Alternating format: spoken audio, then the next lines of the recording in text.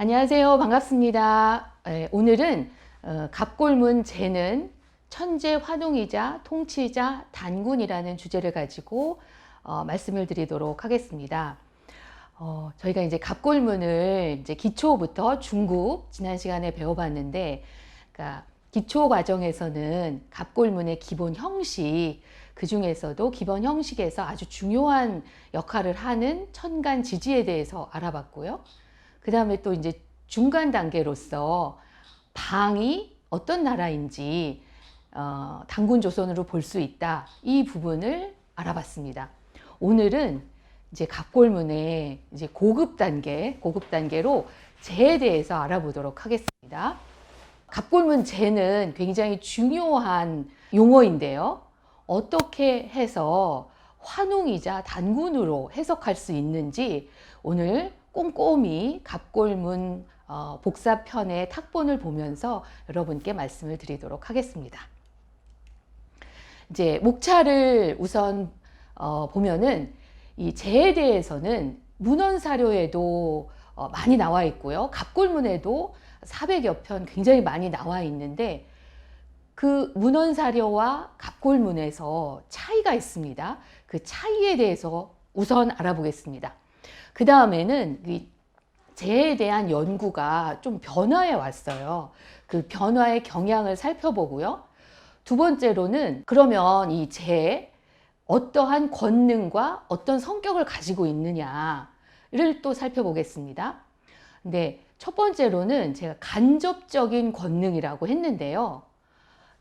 갑골문에서는 이제 상왕실이 이런 신에게 제사를 드리고 또 기원을 올리는 그런 역할을 하는데, 재에 대해서는 직접적으로 제사를 드리거나 기도를 올리지를 않습니다.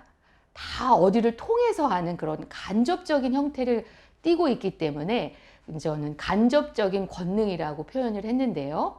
그래서 농업과 날씨를 주재하는 역할을 하고 있습니다. 천신의 어떤 관점, 측면이라고 볼 수 있습니다. 두 번째로는 굉장히 막강한 정치 군사적 권능을 가지고 있습니다. 어떤 도읍을 만든다든지 파괴한다든지 다른 방국의 침입에 도움을 준다든지 굉장히 막강한 정치 군사적 권능을 가지고 있는데, 이런 측면은 간접적인 측면이 아니라 직접적으로 그런 권능을 행사하거든요. 그런 간접적인 권능과 이제 직접적인 권능을 살펴보도록 하겠습니다. 그런데 쟤는 굉장히 특이한 점이 있어요. 갑골문이 다 제사를 올리고 신에게 묻는 그런 문장인데, 이 쟤는 제사를 받지 않습니다. 왜 제사를 받지 않느냐, 이게 오랫동안 지금 학계에서 연구하고 있는 부분인데, 그 점을 또 살펴보도록 하겠습니다. 그 다음은 재의 동의어로서 하상과 상자라는 용어, 어휘를 살펴보도록 하겠습니다. 그 다음에 재는 또 특이한 게 갑골문 2기, 그러니까 무정왕 다음 시기가 되면 갑자기 복사에 등장하지가 않습니다. 왜 갑자기 이렇게 급격하게 재라는 어휘가 그렇게 많이 쓰이더니 소멸되는가, 그것에 대한 것을 살펴보고, 후기 마지막 이제 상 멸망할 때가 되면 그 의미의 변화가 발생하는데, 그것까지 한번 살펴보도록 하겠습니다. 그다음에 이제 6장에서는 왕제설에 대한 비판을 이제 제가 비판의 견해를 말씀드릴 텐데요.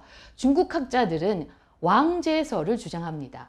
왕이 나중에 죽으면 제가 된다, 이게 이제 중국 학자들의 주장인데, 그렇게 볼 수 없는 관점, 그것에 대해서 말씀드리도록 하겠습니다.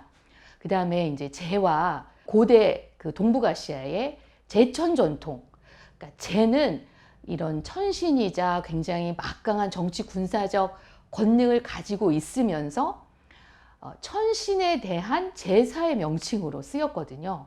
그래서 재는 그 재의 직계 후손들은 아마 강력한 제천 전통을 가지고 있을 것이다. 그래서 재와 제천 전통 간의 연관성, 그것을 볼 때 어느 상이 제 후손이냐, 단군 조선이 제 후손이냐, 이런 부분에 대해서도 살펴보도록 하겠습니다.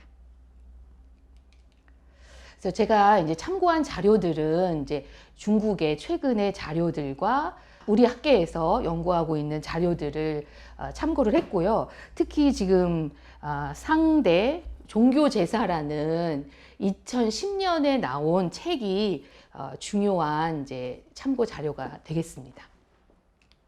그리고 장광직이나 데이빗 키틀리라는 이제 미국에서 발표한 논문들도 살펴보도록 하겠습니다. 그래서 오늘의 이제 살펴볼 글자 제인데요. 제 자형은 이렇게 이제 굉장히 추상적인 형태, 팔방형의 되게 추상적인 형태를 가지고 있고, 지금 갑골문에서부터 금문, 전국문자 해서 해석까지 거의 비슷한 형태를 띠고 있습니다. 그래서 이 제 글자는 어떤 기원을 가지고 있느냐, 어디에서 기원을 했느냐에 대해서 학자들이 뭐 다양한 견해를 얘기하기도 하고, 또 이렇게 꽃 문양이다 뭐 이런 얘기도 합니다. 근데 제가 볼 때는 이 글자와 관련이 있습니다. 이제 이 십자형의 이제 천신, 갑골문에 나타나는 이제 최고신 격인데요. 그렇게 많이 나타나지는 않지만 갑골문에서는 중요한 천신의 의미를 가지고 있습니다. 그런데 후대에 이 글자는 사라졌기 때문에 지금 뭐 음가에 대해서는 추정을 하기가 어려운데, 지금 학계 일부에서는 이 글자를 무당 무자로 본다고 지난번에도 말씀을 드렸는데, 이 글자는 분명히 천신이자 천신을 상징하는 어떤 신물, 그런 의미를 담고 있습니다.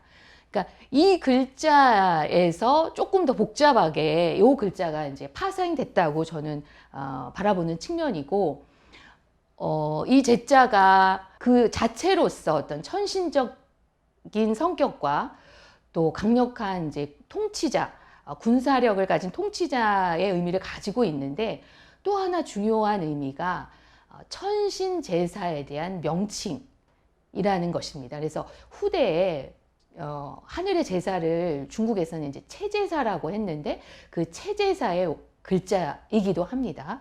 그래서 이 두 글자는 굉장히 상관관계가 많고, 갑골문에서도 동시에 나타나는, 동시에 쓰여지는 경우가 상당히 많습니다.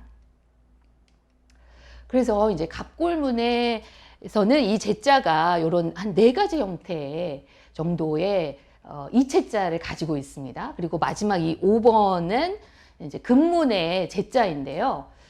거의 비슷한 형태를 유지하고 있지만 조금씩 차이가 있습니다. 이 1번 글자가 갑골문에서 가장 많이 나오고 동사로도 쓰이고 명사로도 쓰인 글자이고, 그리고 이 제자는 갑골문이 가장 많이 출토된 이 무정왕 시기에 이 글꼴이 가장 많이 쓰였기 때문에 갑골문에서 주로 보이는 제자는 이제 이런 형태인데요. 그러니까 2번 같은 형태도 있습니다. 이거는 이제 주로 동사로 쓰여서 최고신의 제의를 올리는 그 체제사, 천신제사인 체제사의 원형이 되는 글꼴입니다. 그리고 이제 3번째, 4번째는 이제 후기, 3기에서 5기에 사용된 글자인데요. 요 역삼각형 형태가 이제 중요한데, 이 제자에서는 역삼각형 형태 가운데에 요 세로 획이 사라져서 4번에 이 위로 이동하였습니다. 이렇게 이제 글자가 변화해서 금문의 제자로 이렇게 변화해 갔습니다. 이제 제가 갑골문에서 굉장히 이제 중요하게 생각하는 글자가 앞에 이 2글자, 조금 전에 말씀드린 십자 형태와 이 제자인데요. 그런데 굉장히 특이한 점이 있고, 저의 모든 의문은 바로 여기에서 바로 시작했습니다. 이 지상신으로 알려진 상제, 아까 말씀드린 그 제, 왜 제사를 받지 않을까? 저의 모든 의문은 여기에서 시작을 했습니다.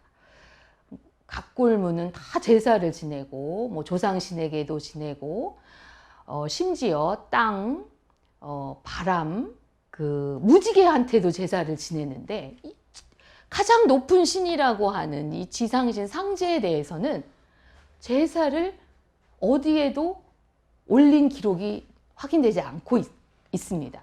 그래서 각본을 연구하는 학자들이 거의 대부분의 학자들이 동의하는 부분인데요. 그런데 이유는 분분합니다. 왜 제사를 받지 않을까? 그래서 첫 번째, 인간의 제사를 초월한 지극히 높은 존재라서 이런 논리를 이제 중국 학계에서 주장을 하고 있습니다. 인간을 초월한 너무너무 지극히 높은 존재라서 인간의 제사를 받지 않는다. 이게 현재 중국 학자들이 주장하는 상제가 제사를 받지 않는 이유입니다. 그런데 제가 뭐 개인적으로는 안동 김씨 집안의 종손이라서 종부라서 제사를 많이 지내는데 어떤 종교나 유교에서도 인간의 제사를 받지 않는 높은 존재라는 것이 있을까? 모든 종교는 그 종교에서 모시는 신에 대한 제사 내지 미사, 어떤 의례, 이것을 형식화한 것이 종교인데 이 상제는 갑골문에서는 제사를 받지 않을 정도로 높다. 이런 주장이 과연 설득력이 있는지 저는 의문이 많이 갑니다. 그래서 이제 다른 것도 한번 생각을 해봤어요. 왜 제사를 받지 않을까? 흔히 생각할 수 있는 게 이제 반계혈통이라서 제사를 받지 않는다. 이렇게 볼 수도 있잖아요. 그러니까 작은 집은 큰 아버지에 대해서 제사를 안 지내잖아요. 못 지내잖아요. 큰 집이 있으니까. 이제 이런 이유가 있을 거라는 생각이 들어요. 제가 열심히 생각한 그 하나의 이유인데, 혹시 상족이 반계혈통인가? 그래서 제사를 상제에게는 지내지 않는가? 이런 것을 한번 생각해 봤습니다. 또 하나는 살아있는가? 상제가. 왜냐하면 제사는 죽은 사람한테 지내는 거니까. 그리고 나머지는 모르겠어요. 그래서 이제 이 강의를 들으시는 분들도 왜 제사를 지내지 않는지, 뭐 다른 이유가 있을 수 있는지 한번 댓글로 올려주시면 한번 검토를 한번 해보겠습니다. 근데 정말로 이 지상신 상제는 사왕실의 제사를 받지 않습니다. 그래서 이 부분을 해석하기 위해서 제가 많이 연구를 했습니다. 갑골문이 발견되기 이전에 이제 여러 문헌 사료가 있잖아요. 문헌 사료에도 상제, 또 은나라, 상나라, 뭐 천 이런 게 많이 나오는데 굉장히 강고한 전제가 있습니다. 뭐냐면 이 상나라 상서, 탕서에 상나라의 개창주 탕왕이 상나라를 개창할 때 이런 말을 했다고 합니다. 하나라에 죄가 많다. 하늘이 그를 죽이라고 명하였다. 내가 상제를 두려워하니 정벌하지 않을 수가 없다. 이렇게 쓰여 있습니다. 상서, 탕서에. 그래서 보면 하늘이 그를 죽이라고 명하였다. 내가 상제를 두려워하니 정벌하지 않을 수가 없다. 그래서 천과 상제 이렇게 같이 나오기 때문에 상제와 천이 같은 게 아니냐. 그리고 상제의 최고신은 바로 상제다. 이런 아주 강고한 기본 전제가 있었습니다. 그래서 상제는 상왕조의 지상신이고 수호신이다. 최고의 신격이라는 거죠. 또 하나의 전제는 뭐냐면 상제는 후에 주나라의 천으로 바뀌었다. 그래서 상제와 천이 동일한 이름의 다른 명칭이다. 이런 주장이 아주 강고하게 깔려 있습니다. 그래서 이런 주장이 나온 배경, 그러니까 이론적 배경은 이제 한때 정현이라는 학자가 이런 말을 했습니다. 호는 그 이름을 존경하여 따로 아름다운 칭호를 만드는 것을 말한다. 그러니까 신의 호는 호천상제라고 말한다. 그래서 신을 황천상제라고 말하기 때문에 천과 상제가 같다. 이런 암시를 주었고, 그래서 후대에 이런 경학자들은 거의 상제와 천을 같은 개념으로 바라보고 있습니다. 근데 송대 이제 주희는 또 뭐라고 했냐면, 상제가 하늘의 신이며 형체의 측면에서는 천이라고 부르고 주제의 측면에서는 상제라고 부른다. 그러니까 하늘의 신을 그 어떤 형체의 측면은 천이고, 어떤 일을 주재하고 주도하는 거는 측면을 강조할 때는 상제라고 부른다. 그러니까 상제는 곧 천의 의미다 라고 오랫동안 이런 전래 문헌들은 이런 주장을 가지고 있었습니다. 그런데 이 갑골문에는 재와 관련된 내용들이 상당수 많이 나옵니다. 이 갑골문 합지만 해도 재가 412번 나와요. 그런데 우리가 흔히 이제 입에 익숙해진 용어는 상제잖아요. 상제. 상제는 딱 3번밖에 안 나와요. 이렇게 412번이나 그 어휘가 많이 쓰였는데 상제는 3번밖에 안 나오는 게 굉장히 또 특이합니다. 왜 상제라는 두 글자가 아니라 제 한 글자로 쓰였을까?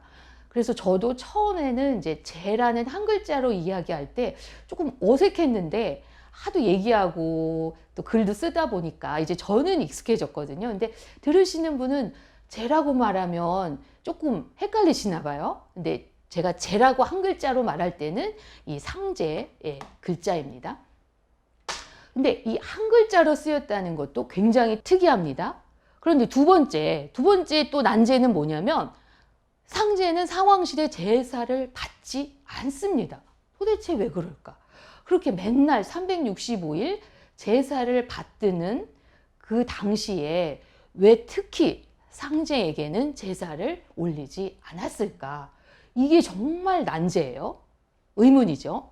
또 세 번째, 상황은 제에게 직접 기도하지 않고 조상신이나 제사신이 나와요. 제사신도 풍운뇌우예요. 또는 제5신, 이게 제사신인데요. 이렇게 사신을 통해서만 기원을 할 수가 있어요. 직접 하지 않고 이렇게 뭔가 이 상왕실의 조상신이나 또 제사신을 통해서만 기원을 할 수 있다. 이게 좀 의아하지 않을 수 없습니다. 그런데 이제 네 번째도 이상해요.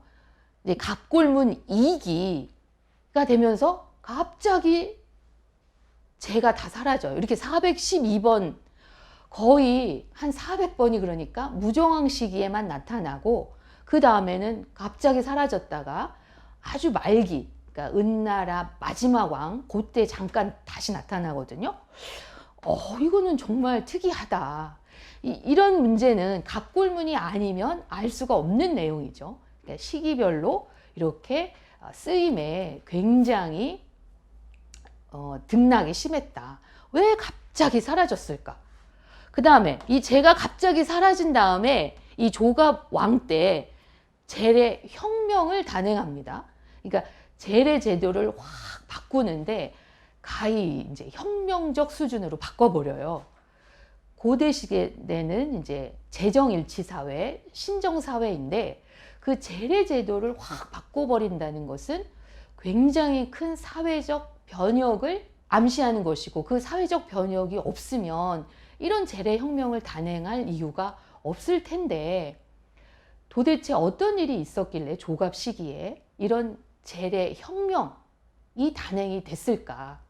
그리고 이런 제례 혁명이라는 단어를 학계에서 쓰고 있습니다.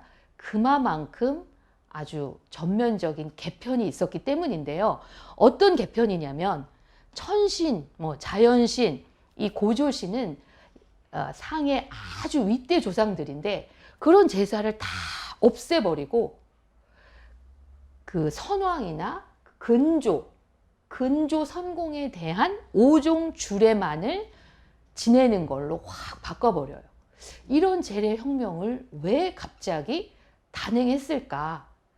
이런 난제들이 이 제와 관련된 부분에서 우리가 실마리를 찾을 수가 있습니다.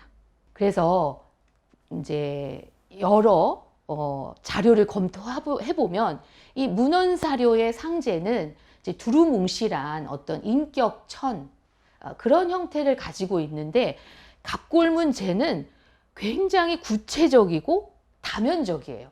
그러니까 출연 횟수도 굉장히 많고 그래서 굉장히 구체적이고요. 그다음에 여러 측면의 모습들을 보여주기 때문에 이제 다면적이에요. 그래서 문헌사료에 있던 그런 두루뭉술이한 천과 같은 상제와 갑골문의 제는 굉장히 다르다. 그래서 이것은 갑골문은 이 땅속에 묻혀 있다가 한 125년 전에 이제 갑자기 이 세상의 존재를 알린 그런 1차 사료에 해당하기 때문에 갑골문을 중심으로 해서 제를 연구하는 것이 제의 진짜 면모를 아는 데는 굉장히 중요합니다. 그래서 문헌사료와 갑골문은 많이 다르다. 그리고 저는 이제 갑골문에 나오는 제를 칭할 때는, 호칭할 때는 상제가 아니라 이 제라는 한 글자로 칭하도록 하겠습니다.